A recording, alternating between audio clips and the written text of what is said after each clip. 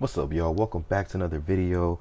Welcome back to part 2 of my Build a Rifle With Me series, where I'm trying to put together a rifle for me, my personal rifle, based off of things I've learned so far in my journey with guns, what I like, what I don't like.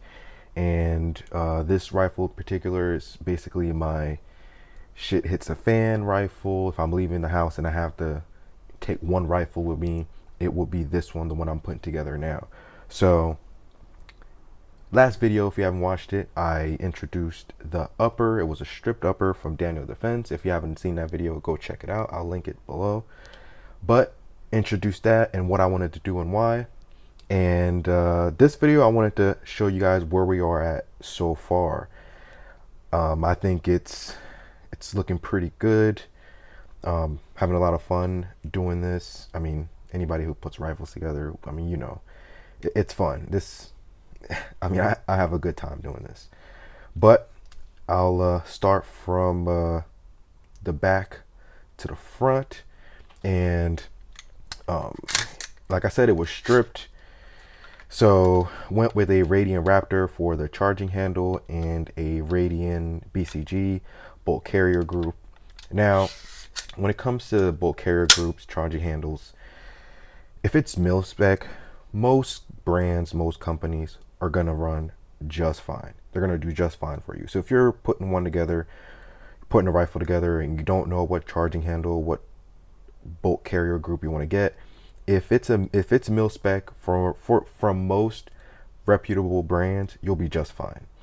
Now, why I chose to go with Radian, because obviously you're gonna pay a little bit extra for the Radian parts.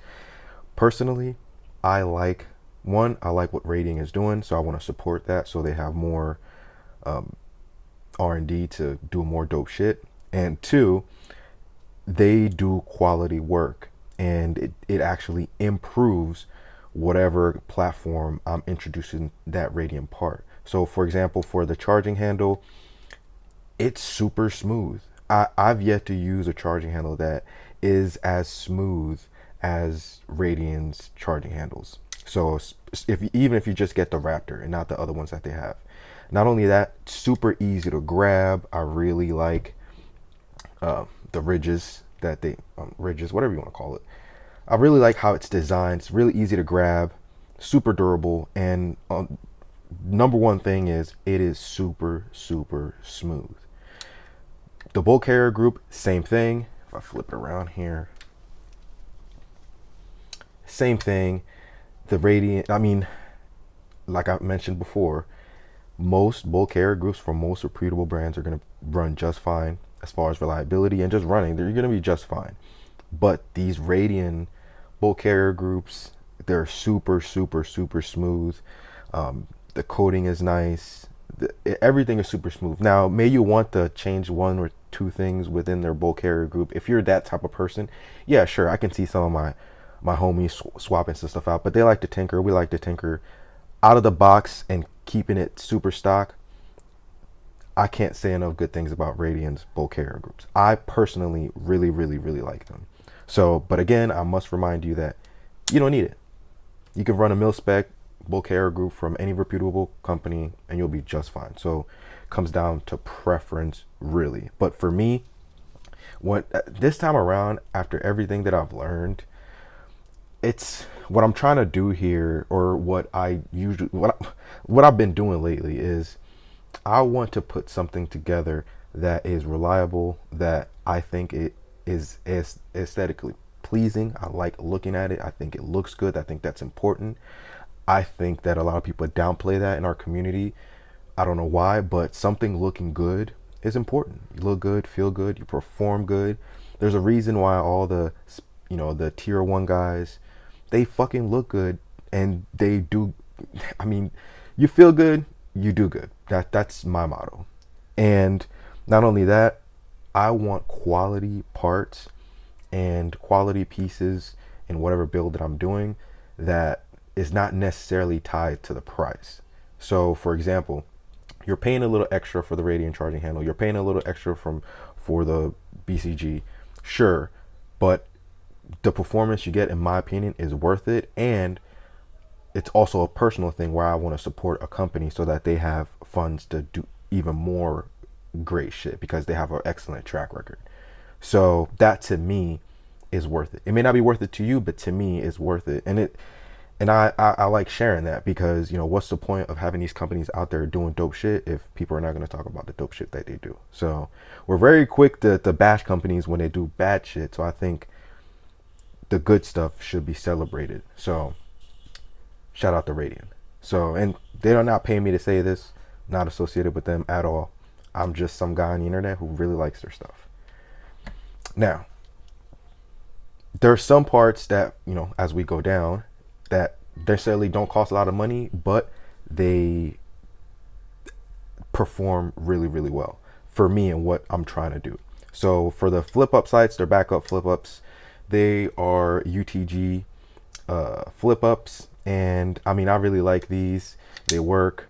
They're all metal. Most of my friends run the Magpul ones, and those work fine too. I just really like the fact that these are metal and then they're really, really low profile, so they tuck in really, really nice. I also like the look. You know, everything about it is metal. The only thing that I have to go in and do is swap out the ball bearings and get some metal ones. But other than that, they run, they're durable, they're super low profile, and they're metal. So, and they're $50. So they're not super expensive or anything like that. As we go down, I'm running a Surefire tape switch setup and a Scout Pro for the light. Now, I know this is extremely controversial, but, or maybe it isn't. But usually I don't like running tape switches. I recently started doing this just because I stumbled on this setup that works really well for me. I personally like to manually be able to control the light. I don't want no, you know, accidental discharges, ADs, or negligent discharges, as you know, some guys will call it. And I ran that like that for a while. But recently, this setup really works for me because what I did was I flipped. Usually, people would have this flip the other way so that they can use it, but I flip it the other way. That way, the plastic part right here that doesn't do anything, I can use it as a squeeze point because when I'm shooting, I like to squeeze the shit out of this part, like this grip here that I have. I squeeze, and because this is like this plastic from the tape switch or whatever you want to call it, there's no button there. The button is over here, so I'm able to squeeze as hard as I can, and it's not metal, and it's pretty comfortable to squeeze, especially after I wrapped it. So it makes it super comfortable to just get a real nice grip and, you know, let it rip, you know, get the work. So, and then if I need, I got momentary light from the light. Now, some people want to have a button here so that they can actuate the light and not be momentary. But to me, if there's a scenario that I need the light to stay on constantly, I don't have a problem using the button. Now, is this necessary? Not really. Just this, because this didn't come with the light. Just this part alone was like $100 and some. So is it worth it? To me, it is, because this setup here, it runs, but you don't really need it. You can go with either or, just a button or the switch, and it's a lot cheaper. I think it's like $50 if you get the cap that's not dual. But again, I'm also a big fan of having backups for everything. So if for some reason this stops working, I can actuate the light with the button. So is it worth the extra money to get this piece? To me, it is, but not necessary. So again, the way this is, you know, and then I also have it zip tied here really, really close. So this doesn't move at all. I could have used, I forget what company does it, that they have it for the rail where I can put it inside it and all that. But the problem with that is when it's all mounted, it raises it just a little bit. So instead of it being comfortable down here for my hand, that's perfect. Like my hand is further up and it kind of gets a little uncomfortable for me. So this is perfectly fine. And as you've noticed, I'm not running laser IR. And the reason I'm not running that is because I'm not running night vision. I don't own night vision. And if there was an instance where shit hit the fan or I had to grab the rifle and go or whatever, I don't see myself running it to somebody who's going to give me night vision. So getting something for, you know, $1,500, you know, the ones that I like, $1,500 to put it on there to be a decorative piece, to me is not worth it. It's just not going to get used. You know, if I lived in Texas and had a ranch and I had to get rid of hogs and all that, and I was running night vision like those boys do on YouTube, I'd have it on all my rifles, but I'm not going to use it. So does it look nice? It looks awesome. It looks dope as hell. It gives me nostalgia from, you know, when back in the military and all that, you know. But when you're in the military, you don't pay for shit, so you don't know what things cost. So you can run things that look dope, but they're expensive as hell. So not going to use it. So there's no point in me running it. I want this to be super minimal. And I already know people say that the M4A1 is a beefy board. The quad rails are beefy. The weight, it's heavy. To me, once you start running this, the weight is not, it's a non-issue. But I still want everything to be low profile, super sleek, which is why I like these flip ups. Everything is just low profile and it's just tucked really, really nice. Usually I would run another round of the tape to tuck this behind it so you wouldn't see it, but I just haven't gotten to that yet.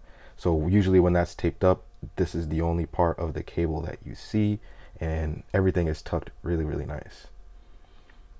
So as we go further along, as you've noticed, it is not pinned and welded yet. I know, I know. It's not pinned and welded yet, but it hasn't left this room, and it's going from my hands to my gunsmith to get it pinned and welded, and then it's gonna come right back to me, pinned and welded. So, and I usually put everything on before I get that stuff done anyways, so don't worry, ATF, I'm taking care of it.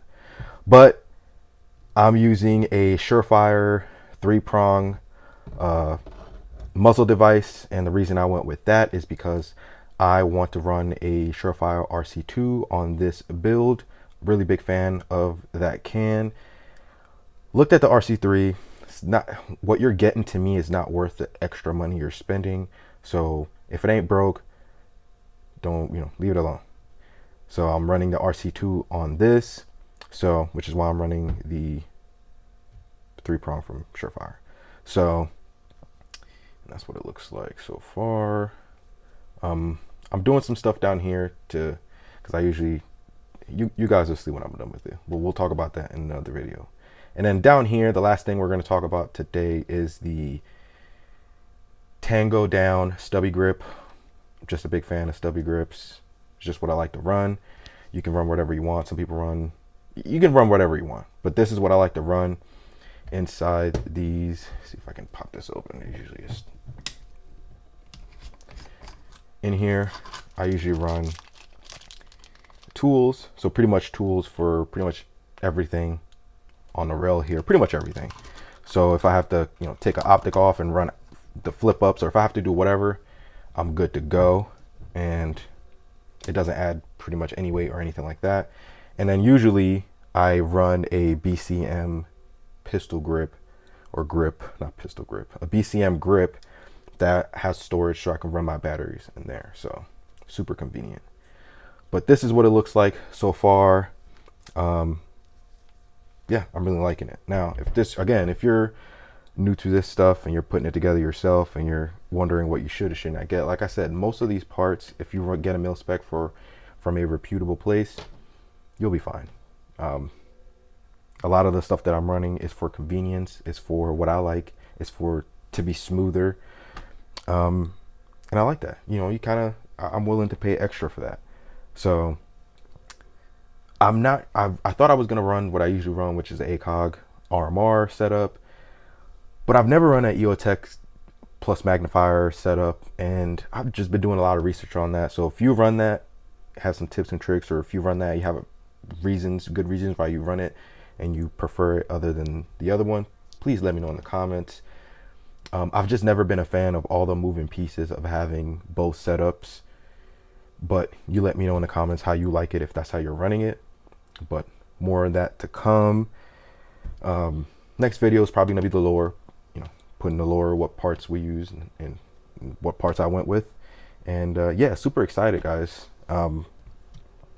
It's if you once you put in, and this is for the newbies, and I know a lot of guys are vets that do a lot of this stuff or have been doing this for a long time who also watch my videos. Appreciate it. Just trying to show some love to the new people who in the industry who are new to this, who are afraid or who are intimidated by the process.